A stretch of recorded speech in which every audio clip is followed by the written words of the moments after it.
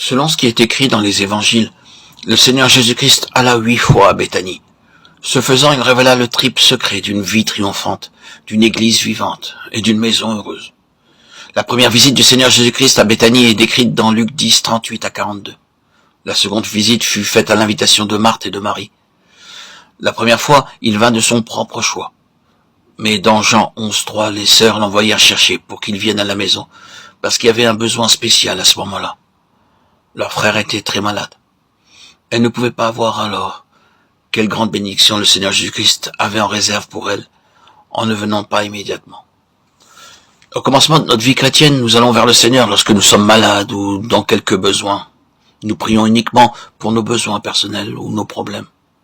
Dans Jean 11, nous voyons le Seigneur tarder à dessein pour se rendre à Béthanie.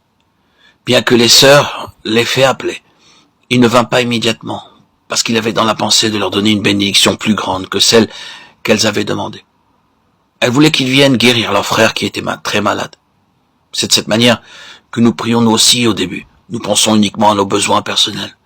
À ce moment-là, le besoin de la famille était très grand et très urgent. Nous voyons cependant que lorsque le Seigneur tarde à répondre à la prière, cela signifie qu'il désire nous donner une plus grande bénédiction. Le Seigneur a ainsi, à dessein, tardé à y aller, de manière à ce qu'il puisse montrer à la famille et aux gens sa véritable gloire et leur donner une expérience personnelle de la puissance de la résurrection. Nous pouvons voir par la parole de Dieu que la puissance de résurrection est la plus grande puissance du monde. Philippiens 3:10. Connaître la puissance de résurrection était l'ardent désir de l'apôtre Paul dans sa vieillesse.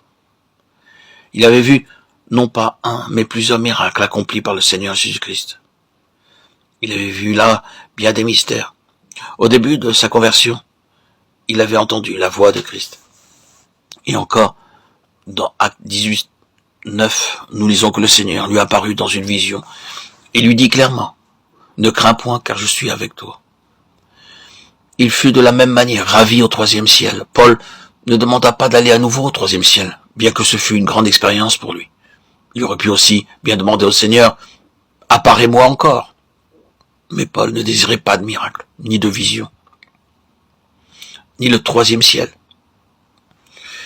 Il désirait ardemment 2 choses, que je puisse le connaître, lui et la puissance de sa résurrection.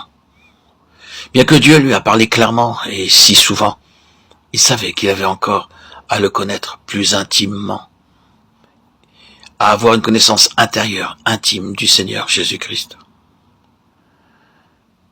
Le Seigneur Jésus-Christ alla à Béthanie dans le même dessein afin que Marthe, Marie et Lazare puissent le connaître plus intimement et qu'ils puissent avoir une expérience personnelle de la puissance de résurrection.